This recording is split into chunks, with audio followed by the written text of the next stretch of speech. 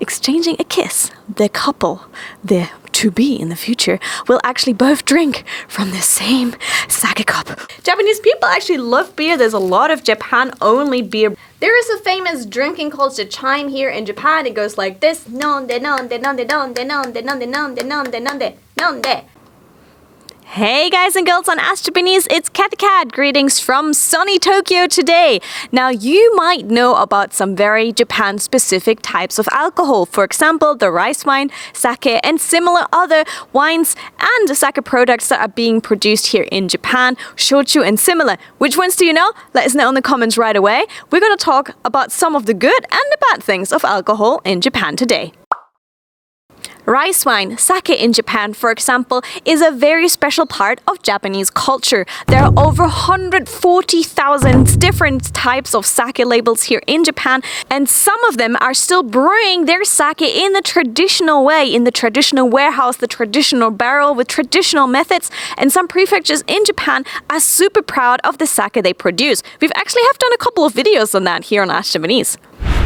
When Japanese people travel from one prefecture to the other, some make it actually part of their journey to always try the sake, the local produced sake of that region. There are sake tasting sessions, and sake has become such a big part also of the religion in Japan. For example, in Shintoism, and for weddings, instead of exchanging a kiss, the couple, the to-be in the future, will actually both drink from the same sake cup. When you go to a Japanese shrine, there might be loads and loads of sake barrels on the entranceway towards the shrine with different labels on them as well. Or when you actually go and on the New Year's you celebrate and you want to purify yourself, sake is also drank to purify yourself on the New Year's. You can buy alcohol in almost any convenience stores all around the clock. So 24 hours 7, you can go and get yourself some alcohol. And in many places of Japan, it's actually okay to drink on the streets. So we brought a couple of things from the convenience store for this. For example, let's go. Okay, I'm German, and people first go, oh, Germany, you like beer? I don't really drink beer, but Japanese people actually love beer. There's a lot of Japan-only beer brands, and such as Asahi. And they actually have the Asahi right now in a spring special edition that has cherry blossom sakura on it. It doesn't really taste of cherry blossom, but this is a special edition for the Hanami season when people sit under the cherry blossoms, have a picnic, and usually drink alcohol with that. So that's a usual sight. Horoyoi. Chuhai, or for example Strong Zero are the type of alcopops that you can get in any convenience stores too. This one here, for example, starts at 3%, and then the Strong Zero actually goes up to 9%. Seem to be quite strong, and they mix some very, very sweet flavors together with alcohol. There's been a debate about those recently, but these ones are very, very popular. And the next one here. Now this one looks like a milk pack because it even has like a little straw on it, and you can see some tiny little demons on it. Guess what? These ones are actually not milk packs. This one here is Japanese sake, Onikoroshi. The Demon Slayer sake. It has nothing to do with the Demon Slayer anime. No. Nani? Nani?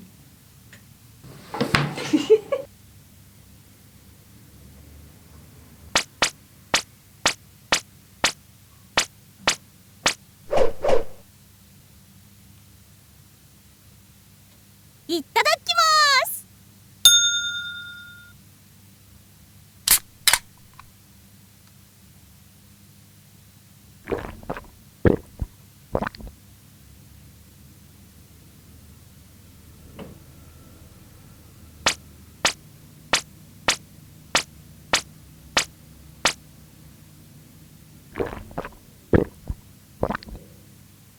On many places and streets in Japan, you can just drink outside, and you can sometimes even find alcohol in vending machines on the street.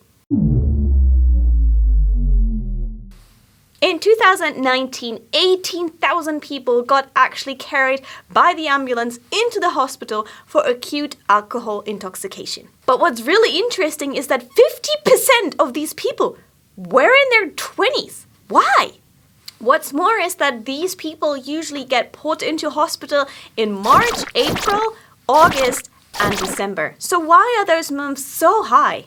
Now, most of these young people that get carried there are actually students.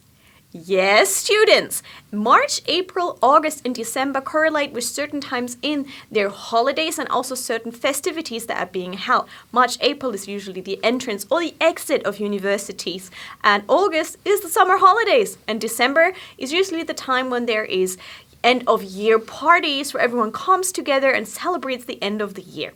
Now, in Japan, you're only allowed to start drinking from when you're 20, so you cannot, even with 19 or 18, go and buy alcohol. Even if, for example, you're a foreigner and you're allowed to drink in your country from a younger age, when you come to Japan, you're not allowed to drink until you're 20. But think about it, once you are 20 and you go to maybe certain university events or maybe join a company, there will be a lot of events that kind of facilitate the drinking culture. So, for example, if you join a company, there is a thing called Shinjin Kangeikai, which is like a welcome party to the newcomers. We do that here in Japan to welcome the new people into the office. It used to be that people do it with alcohol, but nowadays some people just have like a little lunch party without alcohol. Especially in companies, alcohol is often used as an important tool for communication, and that's how the word nominication started arising. So nomu, to drink, and communication. Nominication means certain communication you have while you're drinking. And since Japanese culture is very reserved, you sometimes don't speak out and you don't speak what's on your mind. Those kind of drinking parties with the office are almost mandatory because you get the chance to spend a bit more of private time with your colleagues, maybe speak your mind about certain projects and are allowed to speak out. You kind of get a little bit of a leeway once you're drunk, and you kind of get forgiven a couple of things, even if you maybe say something negative. It's okay in that kind of environment.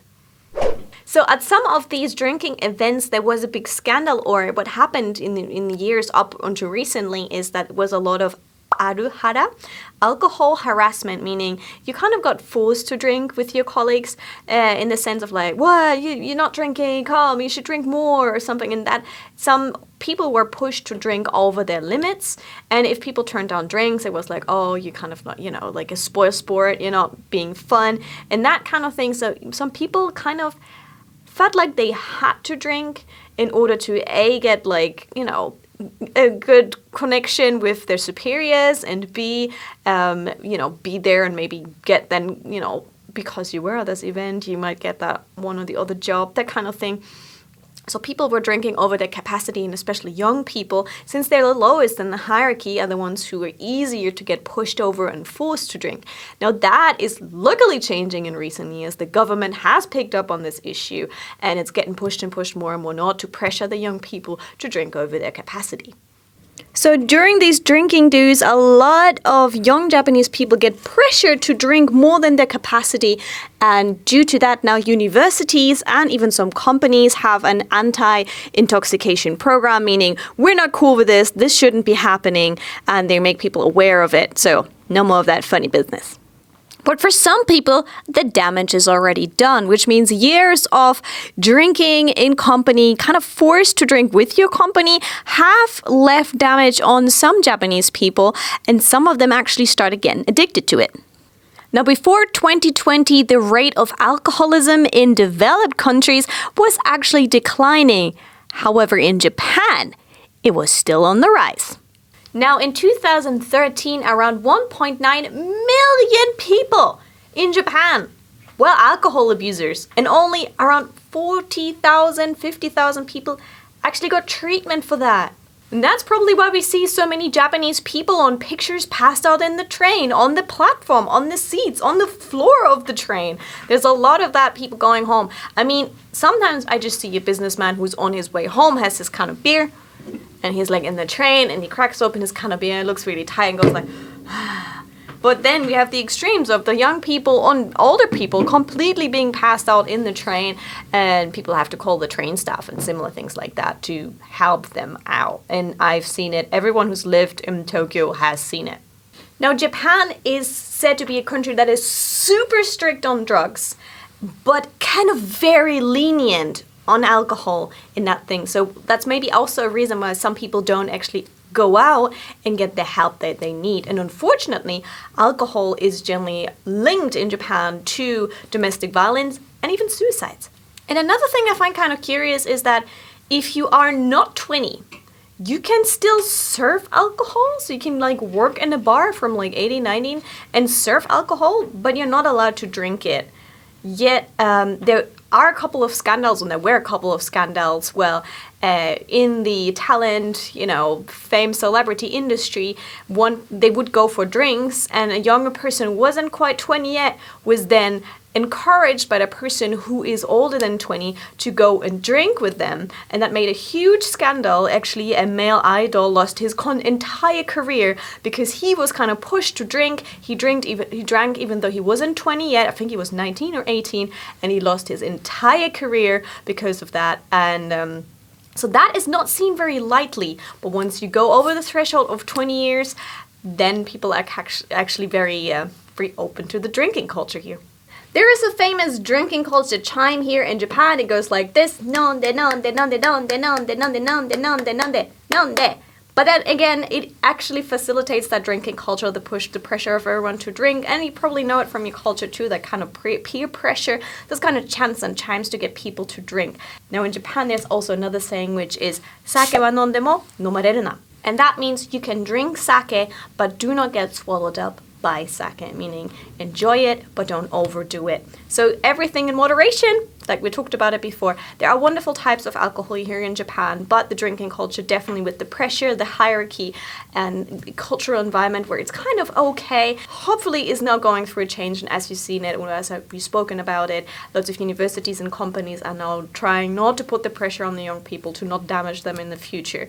I hope you guys don't struggle with this, but if you do, please get some professional help. This is a serious situation. Lots of terrible things are happening because of alcohol. So please get some professional help, depending on which country you are in. And yeah, that was our video for today.